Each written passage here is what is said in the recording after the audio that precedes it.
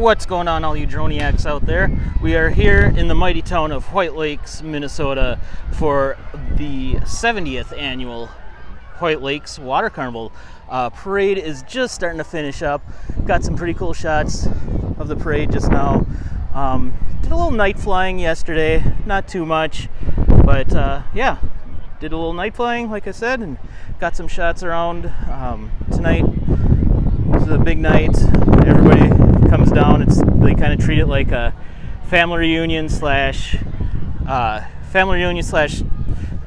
reunion, all kind of get together. So everybody's going to be down here now. So yeah, so I'll be just flying around the town of Hoyt Lakes, Minnesota.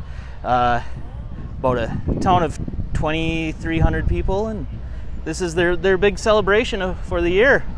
But anyway, hope you'll like the shots and sights and sounds of the water carnival, and I will talk to you guys later. I'll have this video up probably in the next day or so. All right, talk to you later. Bye.